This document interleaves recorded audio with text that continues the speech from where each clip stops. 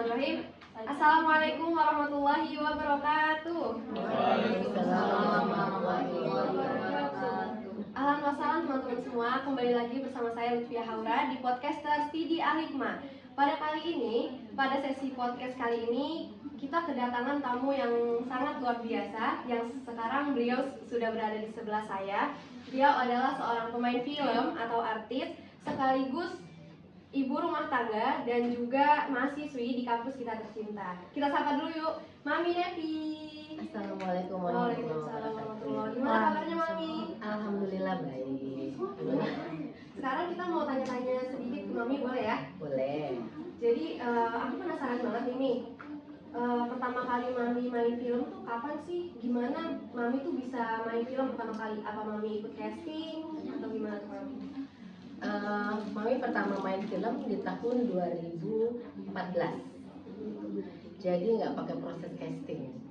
Jadi gimana ya? Dulu punya hobi fotografi, ceritanya. Jadi bergabung punya komunitas fotografer gitu ya. Di saat itu udah berkeluarga, udah punya anak. Terus satu ketika bilang kepada suami Mami, Papi mau ini dong, mau dalamin fotografernya banget nih gitu. Dikasihlah tahu ini ada namanya Underdog. Ternyata itu kepunyaan Mas Rudi Sudjarwo, gitu, yang bikin sayap-sayap patah. Terus Mami bilang, ini apaan? Ini film nggak? Orang aku nggak mau film gitu ya, kan orang hobinya foto gitu kan. Ya udah Mami cuekin tuh si Papi, aduh gitu. Satu ketika pulang dari pergi acara keluarga, karena kebenaran rumahnya memang melewati rumah Mami di daerah Pasosana, akhirnya mampir dan kebenaran memang mereka sedang produksi 3 judul film gitu. Mami datang dengan bawa jeep masuk ke dalam dengan ini rame banget gitu kan. Mami datang, oke, turun dari mobil, Mami turun bawa anak Mami yang kedua, Mami masuk ke dalam. Selamat siang gitu kan. Terus ini benar Underdog? Oh benar. Oh iya ini masuk gitu. Ternyata itu Mas Rudinya sendiri. Terus terang, Mami nggak suka film Indonesia karena hanya mungkin bisa dihitung beberapa gitu ya, yang memang bagus-bagus aja gitu. Akhirnya masuklah ke dalam ngobrol. Tiba-tiba beliau ngomong, orangnya kebenaran memang humble lah ya, dia ngomongin gue pakai gue lagi produksi film nih gitu. Film yang pertama udah berjalan gitu, film yang kedua sedang on progress gitu, mereka sudah mulai reading gitu. Ada film ketiga, ini mereka saya belum menentukan konsepnya apa, jadi masih mencari gitu. Terus kok gue ngeliat lu kayaknya gue tertarik ya gitu, kayaknya lu masuk karakter nggak? Ngeliat Mami, enggak ya, gue nggak pernah main film gitu kan. Jadi karena memang sama Mami seumuran, akhirnya Mami bilang enggak, gue kok lagi berpikir nggak mau bikin film yang biasa gitu. Jadi waktu itu Mami ditawarin, dia ternyata di saat itu juga on the spot dia punya konsep kayak Bellatrix, tau nggak film yang dulu kayak tipe Cinderella gitu yang pakainya gaun-gaun gitu kan. So Mami bilang, lu bikin dulu ya, amat ya gitu kan. Tapi udah Mami pulang. Itu bulan Desember Mami ingat, dia terus telepon Mami di tahun 2013 ya. Sampai setengah bulan dia terus, Mami diundang ke rumahnya tahun baru. Jadi film pertama Mami apa tuh judulnya? Yang lain ya? Film pertama Mami adalah Pengabdi Setan dan itu produksi film layar lebar. Masya Allah. Jadi semuanya memang pendatang baru karena kebenaran Mas Rudi Sudjarwo ini memang tipe yang suka mencari pemain baru gitu. Dia di ke semua film itu para pemainnya semua memang dilihat sesuai dengan karakter masing-masing ya. Kebenarannya gini, kalau di dalam film karakter itu tidak bisa dibuat. Jadi itu memang sudah melekat gitu, melekat di diri seseorang yang menjadi talent. Talent itu maksudnya kita sebutnya aktor lah atau aktris ya, perempuan gitu. Jadi itu si sang sutradara yang memang sudah berpengalaman, dia akan misalnya gini, aku mau menjadikan misalnya si A, gue mau pakai dia nih di film gitu, karakter dia cocok nih dengan apa yang mau konsepin gitu misalnya, diambillah dia. Jadi sebenarnya ya kalau casting itu dalam satu film memang ada prosedur yang namanya harus casting. Kenapa? Supaya budget keluar, budget produksi gitu. Itu sebenarnya hanya formalitas. Jadi untuk diketahui ya, rata-rata casting itu hanya rata-rata sebagai formalitas. Kenapa? Karena mereka sudah punya jagoan-jagoan. Mereka udah tahu nih, gue mau pakai ini, pakai ini, pakai ini gitu. Yang lainnya sebenarnya cuma buat itu gitu aja. Kayak gitu. Jadi mulailah dari 2014 Mami mulai reading, mulai produksi film pertama, itu judulnya Hellraiser atau penyembah setan. Di situ Mami minum darah dan segala macam. Ya, dan tokoh utama itu semua pemain mati kecuali 2 orang Mami dan pengikut Mami yang setia.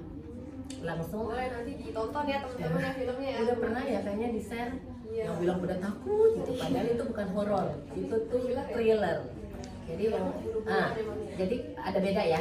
Horor sama thriller tuh beda. Kalau horor itu lebih ke arah hantu-hantu. Kalau thriller itu lebih ke arah penggorokan yang pembunuhan gitu-gitu. Jadi itu harus dibedakan. Jadi pada penggemar film seharusnya udah mulai tahu seperti itu arahnya. Terus Mami mau tanya lagi dong, kalau misalnya proses pembuatan film itu biasanya berapa lama Mami? Kalau buat film layar lebar kayak gitu? Oke.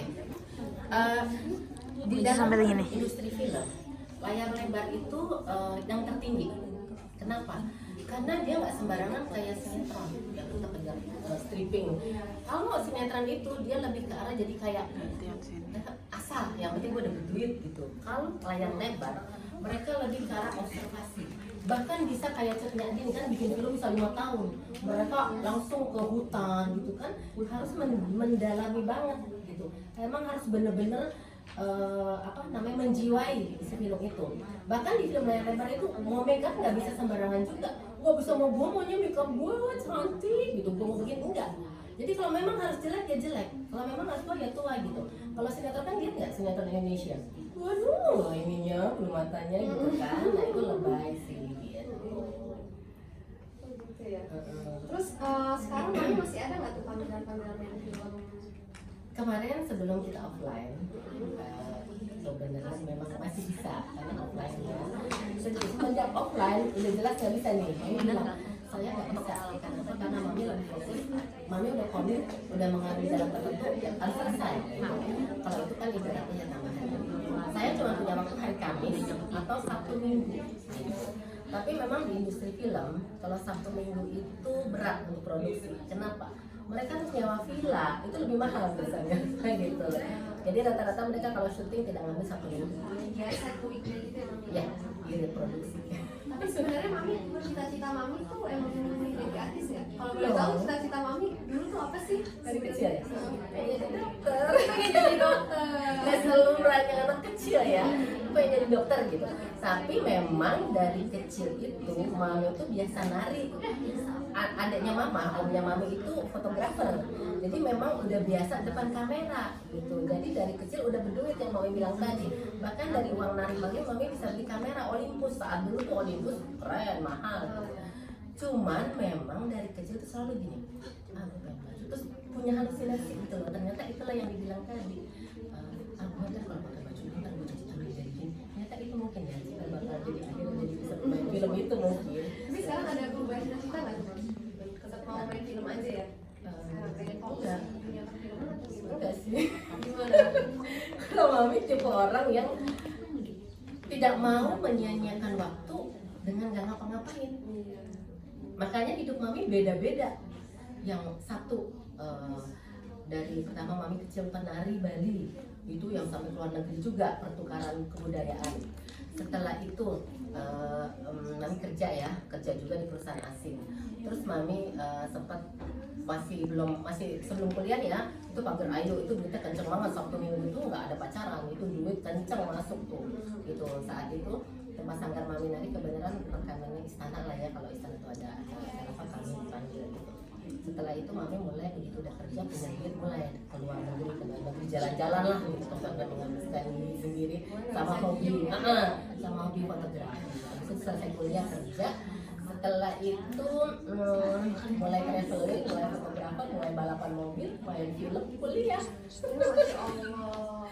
Gitu. Jadi walaupun umurnya bertambah, jiwa tetap harus muda ya Mami ya. Iya. Jadi kan kalau misalnya di usia-usia orang lain kan, orang tua lain kalau di usia Mami mungkin sekarang udah fokus jadi rumah tangga aja ya Mami ya. Mami lebih pilih sekarang masih main film, terus juga kuliah. Dan katanya Mami juga mau lanjut kuliah lagi nih ya, habis dari Aligma ya. Rencananya kemana tuh Mami? Insya Allah lagi kerja. pengennya sih S2, kalau memang ada pilihan yang sama mau langsung ambil juga sama jalur yang sama ya, komunikasi dan penyiaran Islam. Lihat-lihat sih adanya di UIN ya, tapi nggak tahu dari yang mana. Masya Allah, semoga dilancarkan ya Mami. Amin. Ini mumpung sedikit lagi waktunya kita udah mau selesai. Coba dong Mami minta pesan buat anak muda yang sedang menonton, pesan-pesan buat mereka apa? Kembali ke Mami ya, mikir. Sekarang Mami melihat di kelas nih, Masya Allah ya, kenapa ya dulu waktu muda nggak ke situ gitu.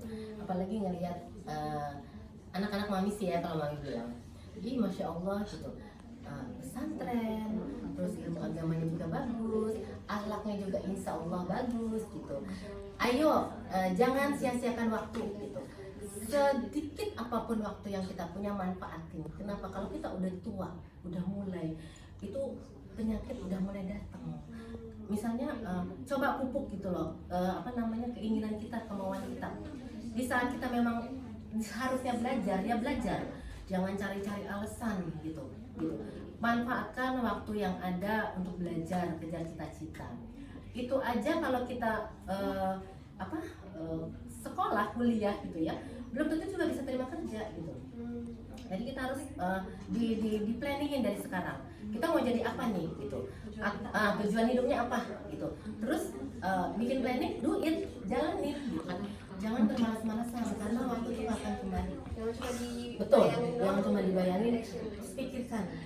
Kesehatan manusia nggak ada yang tahu. Gitu ya teman-teman. Jadi apa yang kita lakukan sekarang itu akan menentukan banget kita ke depannya gitu ya Mami ya.